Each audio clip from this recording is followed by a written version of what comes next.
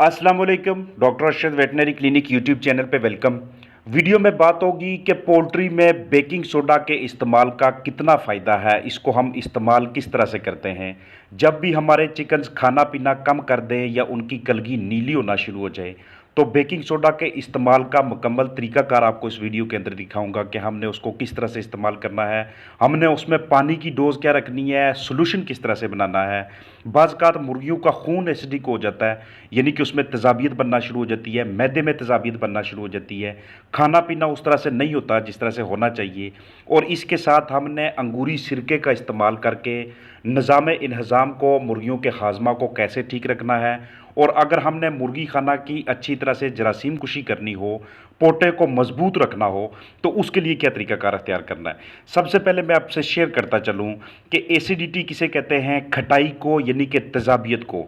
तो मुर्गियों के पानी के अंदर हम बेकिंग सोडा को इस्तेमाल करते हैं ताकि मैदे की तेज़ाबियत को, बीमार चूज़ों को ठीक कर सकें, ख़राब हाजमा ठीक कर सकें। खून के अंदर अगर एसिडिटी हो जाती है तो उसको हम ठीक कर सकें। सबसे पहले मैं आपको बता दूं कि मैदे की तेज़ाबियत को या खून के अंदर तेज़ाबियत को ख़त्म करने के लिए आपने 2% सोल्यूशन बनाना है बेकिंग सोडा का।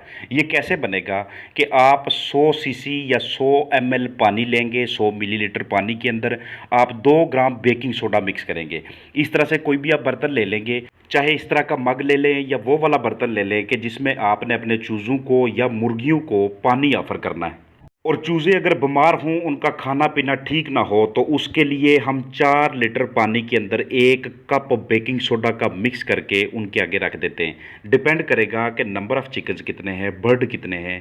अच्छी तरह से मिक्स करके ये हम उनके आगे एज अ ड्रिंकिंग वाटर रख लेंगे।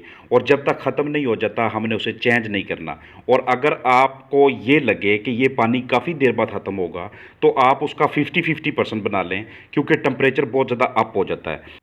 6 से 8 घंटों के दौरान अगर आपके चिकन्स 2 लीटर पानी पीते हैं, तो उसमें आप 4 चम्मच बेकिंग सोडा यानी खाने वाला सोडा मिक्स करेंगे। और अगर आपके चिकन्स 6 से 8 घंटों के दरमियान 1 लीटर पानी पीते हैं, तो उसमें आप सिर्फ 2 चम्मच बेकिंग सोडा मिक्स करेंगे और उन बीमार चूज़ों के आगे रख देंगे जिनका खाना पीना ठीक नहीं है। वो अच्छी तरह से खाना पीना शुरू कर लेंगे। और अगर आप बतौर जरासीम कुछ दवा इसे इस्तेमाल करना चाहें, तो आप 3 चीज़ों का कम्बिनेशन बनाएंगे, 3 चीज़ों का अमेज़ा बनाएंगे। एक पानी, दूसरा अंगूरी सिरका और तीसरा बेकिंग सोडा। 300 ml या 300 सीसी आप अंगूरी सिरका डालेंगे एक बाउल के अंदर, एक बर्तन के अंदर, जो कि इस तरह के या मिट्टी का हो या फिर प्लास्टिक का हो। उसमें आप 400 ml पानी डालेंगे और 300 ग्राम बेकिंग सोडा उसके अंदर मिक्स करके अच्छी तरह से उसका महलूल बना के इसको फिर आप किसी एक बोतल के अंदर डालेंगे, यानी किसी स्प्रेयर के अंदर डालेंगे। और फिर उस स्प्रेयर को इस्तेमाल करेंगे अपने मुर्गी खाना के ऊपर स्प्रे करने के लिए, केज के ऊपर स्प्रे करने के लिए, जहाँ पे आपने चिकन्स रखे हुए हैं वहाँ पे नीचे बरादे पे स्प्रे करने के लिए, जहाँ पे दरवाज़ा है जिस जगह से आप अंदर दाखिल होते हैं वहाँ पे भी इस जगह को हल्का फुल्का स्प्रे करेंगे। महीने में सिर्फ एक मरतबा ये वाली स्प्रे आपने इस्तेमाल करनी है। ये बहुत ही पावरफुल किस्म का डिसइंफेक्टेंट बन जाता है। और जब भी आप बेकिंग सोडा को मुर्गियों की ये हालत देखते हुए इस्तेमाल करते हैं कि वो खाना पीना कम कर रही हैं, उनका हाजमा ठीक नहीं है, उनके फेफड़े सही तरह से कार्बन डाइऑक्साइड बाहर नहीं निकाल पा रहे, तो उस सूरत में उनका हाजमा ठीक करने के लिए, निज़ाम इंहज़ाम के सारे हिस्सों को फंक्शनल करने के लिए हम उन्हें बेकिंग सोडा पानी के अंदर देते हैं। जो मैंने प्रोसीजर आपको बताया कि आपने 2% सोल्यूशन बनाना है। 2% सोल्यूशन कैसे बनता है कि 100 ml पानी में 2 ग्राम बेकिंग सोडा, ये मैदे की तेज़ाबियत को ख़त्म करता है। बेकिंग सोडा अल्कलाइन होता है, निज़ाम इंहज़ाम में ये एसिड का यानी कि तेज़ाब का तवाज़न बरकरार रखता है। बेहतरीन तरीके से जब तवाज़न बरकरार रहना शुरू हो जाता है, उसके बाद फीड इंटेक बड़ा अच्छा होना शुरू हो जाता है। और जब चिकन्स का फीड इंटेक अच्छा होता है, उसके बाद उनमें वेट गेन भी आना शुरू हो जाता है। और वेट गेन जब आता है तो उसका मतलब क्या होता है कि अब उसके अंदर क़ुव्वत मदाफ़त अच्छी बनना शुरू हो गई है। और जिस वक्त क़ुव्वत मदाफ़त अच्छी बनना शुरू होती है, उस वक्त माहौल के अंदर जो भी तनाव होते हैं, माहौल के अंदर किसी किस्म की कोई वबा फूट जाती है, तो उसका मुकाबला करने की अच्छी तरह से सलाहियत आ जाती है चिकन्स के अंदर। वो इस काबिल हो जाता है कि वो इन किस मुख्तलिफ़ अक़साम के जो तनाव हैं, मुख्तलिफ़ अक़साम के जो स्ट्रेसेस हैं, उनका अच्छे तरीके से मुकाबला कर सके। तो जब भी घरेलू पैमाने पे आपने इस चीज़ को तैयार तैयार करना है, चाहे आप 2% सोल्यूशन तैयार करें या फिर आप बतौर जरासीम कुछ दवा के तैयार करें या बीमार चूज़ों के लिए तैयार करें, तो उसका प्रोसीजर वो है जो मैंने आपको बोल के और सामने क्लिप्स के ज़रिए दिखाया है।